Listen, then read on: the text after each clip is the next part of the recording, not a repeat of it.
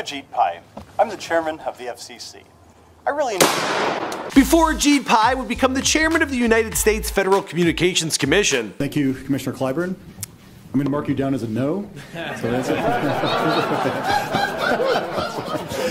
Before the FCC would win the majority vote to roll back U.S. net neutrality rules, handing control of web traffic to a small number of billion-dollar companies. Many people say that at the moment of death, this is the last image you see. Before YouTubers and television personalities would join arms in taking jabs at Ajit Pai and the FCC for crushing a democratic internet. It means repealing regulations that prevented your internet provider from blocking certain websites or slowing down your data. Only thing that should slow your internet speed is the number of people also sitting at Starbucks working on their screenplays. Ajit Pai has earned himself the title as the most hated man on the internet, and for good reason. Welcome back to the 90s era of internet buffering of your favorite websites like Netflix and YouTube. In recent years, Comcast acquired NBCUniversal, Verizon acquired Yahoo and AOL, and AT&T is attempting to acquire Time Warner. With cable and internet providers getting behind these massive media conglomerates, who do you think they're going to speed up the internet access for? Likely not this or any of your favorite YouTube channels. Well, the man who was chosen as the chairman of the FCC and pushed for killing an equal internet is Ajit Pai. Ajit Pai has an insanely punchable face. The fact that he's not getting decked in the mouth every day shows there's no justice in the world. And it just so happens that he used to work as a lawyer for none other than Verizon. No wonder people are leaving hate signs outside his family home in Virginia. What's going on, guys? My name is Michael McCrudden, documenting the life and career of Ajit Pai prior to fame, here for you on Before They're Famous. Now, in the past, I've made videos on similar trending news stories, including Keaton Jones and Joyner Lucas and Charles Manson. Be sure to check those out, and as always, let me know who you want me to document next in the comments down below. Also, the best way to get a hold of me is via Instagram or Twitter at McCruddenM, and I got a bit of a cold at the moment, so bear with me.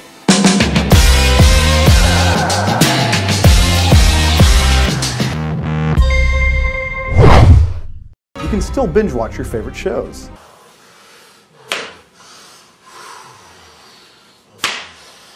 Ajit Pai was born on January 10th, 1973 in Buffalo, New York. Do you know who else spent a number of years in Buffalo? Another one of the most hated people of 2017, Harvey Weinstein. I'm not doing okay. You're not? I'm trying.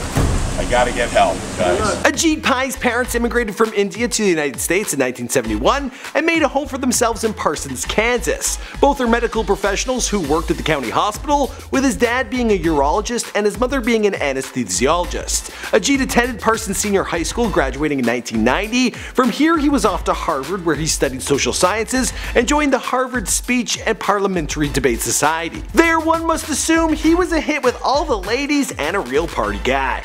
He described his own mug as infamous.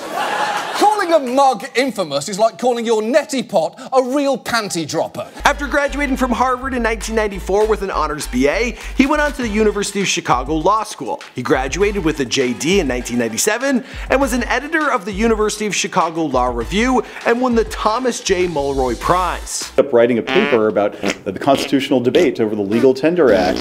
Following law school, he worked in Louisiana under a district judge, then moved to Washington, D.C. in 1998, working for the Telecommunications Task Force. There, he worked on proposed mergers and acquisitions, which were all the rage following the Telecommunications Act of 1996. What is this, you ask? Well, it was the first major reform of telecommunications policy since 1934. It allowed giant corporations to buy up thousands of media outlets across the country, increasing their monopoly on the flow of information in the United States and around the world. The Fairness and Accuracy and Reporting Committee described it as essentially bought and paid for by corporate media lobbies, and explained that it opened the floodgates on mergers. This led to the creation of the Big Six. We're talking GE, News Corp, Disney, Viacom, Time Warner, and CBS, controlling 90% of the media in America. In 2001, Ajit Pai moved on from the Department of Justice to work as Associate General Counsel at Verizon Communications, Inc. As a Verizon lawyer, his work specifically focused on handling issues like competition and government regulation. After a little over 2 years with Verizon, Ajit went back to working in government, this time as Deputy Chief Counsel to the U.S. Senate Judiciary Committee Subcommittee on Administrative Oversight and the Courts. What a title. The next year he returned to the Department of Justice, serving in the Office of Legal Policy.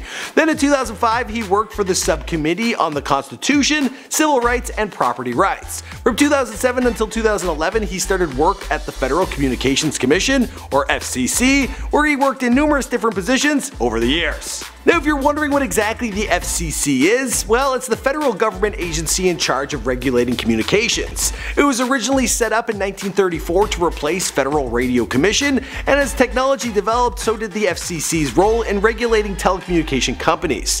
The FCC's mission, according to the Telecommunications Act of 1996, is to make available so far as possible to all the people of the United States, without discrimination of race, color, religion, national origin, or sex, rapid, efficient, nationwide, and worldwide wire and radio communication services with adequate facilities at reasonable charges. It seems to me like you're an expert, Mark. So basically the FCC is supposed to make sure that every American has fair access to communication services like the radio, TV, telephones, and the internet. Anyway, Ajit continued to work at the FCC until 2011. During this time he married his wife, Janine Van Lackner. Together, they have 2 children. After his 2011 departure from the FCC, Ajit went to work for a large law firm called Jenner & Block. But his departure would be brief. That same year, he would return to the FCC to fill a Republican Party position and stay until 2016. For that job, he was nominated by Barack Obama on the recommendation of Mitch McConnell. But that doesn't mean that he supported Obama's policies when it comes to net neutrality. So what is net neutrality? Net neutrality is that the telecoms have to treat that highway as an open road. They can't pick and choose which websites or services get to you faster or slower. Proponents of net neutrality favor regulations that prevent companies like Verizon and Comcast from slowing web traffic from certain websites and speeding up data from others. Opponents favor allowing these companies to make their own rules. And while Ajit Pai has repeatedly stated that he is committed to a free and open internet, he's been pushing for the ability of telecommunication companies to make their own rules for some time. In 2014, he argued that it wasn't the FCC's role to determine net neutrality, stating, "A dispute this fundamental is not for us, 5 unelected individuals, to decide. Instead, it should be resolved by the people's elected representatives, those who choose the direction of government, and those whom the American people can hold accountable for that choice." The next year, he voted against the 2015 Open Internet Order, which basically did 2 things. First, it reclassified broadband internet service as a telecommunications service, meaning it would be regulated like a public utility. This doesn't do anything for net neutrality on its own, but provides a stronger legal framework for net neutrality rules to exist. Second, the order established strong net neutrality rules, which prevented telecoms from discriminating amongst different kinds of web traffic with unreasonable charges, practices, classifications, regulations, facilities, or services. Man, this is an intense before they're famous. The order passed without Ajit Pai's support, but he would soon be in a position to help destroy net neutrality protections. In January of 2017, Ajit was made chairman of the FCC by President Donald Trump and confirmed by the US Senate in October. In that role, he closed an investigation into possible net neutrality violations by wireless provider T-Mobile, AT&T, and his old friends at Verizon. On May 18th, he made his first move against the Obama-era Open Internet Order by rolling back the policy that the internet be regulated like a public utility. His next step would be to remove the net neutrality rules themselves in December of 2017. 2 weeks before the vote, he compared net neutrality to dictatorship, arguing, getting rid of government authority over the internet is the exact opposite of authoritarianism. Government control is the defining feature of authoritarians, including the one in North Korea. But if comparing the Obama protections to the tyrannical rule of Kim Jong-un didn't do the trick, Ajit had plenty more up his sleeve. The day before FCC's vote, he released a video where he broke down 7 things you can still do on the internet after net neutrality. According to Tom McKay of Gizmodo, well, even the short list of 7 things is problematic, as he states. All of these claims on what users will still be able to do are actually questionable, as under Pai's plan, ISPs could easily hit up their customers with crushing fees to let them access any of these services at reasonable speeds. But even if Ajit did not convince his critics that the regulation changes wouldn't be harmful, in the video he definitely succeeded in showing the world just how tuned in he was with internet culture. Yeah, the guy went ahead and did the Harlem Shake. The dude really gets us. In the video, he also decided for some reason to awkwardly wield a lightsaber. which I guess is yet another fresh reference to this video from about 10 years ago. In response, Mark Hamill, aka Luke Skywalker, took Ajit Pai to task, saying, "You are profoundly unworthy to wield a lightsaber. A Jedi acts selflessly for the common man, not lie to enrich giant corporations." By the way, did you pay John Williams his royalty? Now if you don't know who John Williams is, he did the score for the Star Wars movies. But Mark apparently wasn't Ajit Pai's only critic. Apparently at least one protester got out of hand, putting up a sign near Ajit's family home that said, "They will come to know the truth, Dad murdered democracy in cold blood." In a statement, Ajit Pai said, "Internet regulation activists have crossed the line by threatening and harassing my family. They should leave my family out of this and focus on debating the merits of the issue." Even if you can't find much to agree with when it comes to Ajit, I think that statement's pretty fair. On December 14, 2017, the Federal Communications Commission, they voted to reverse the Obama-era regulations protecting net neutrality.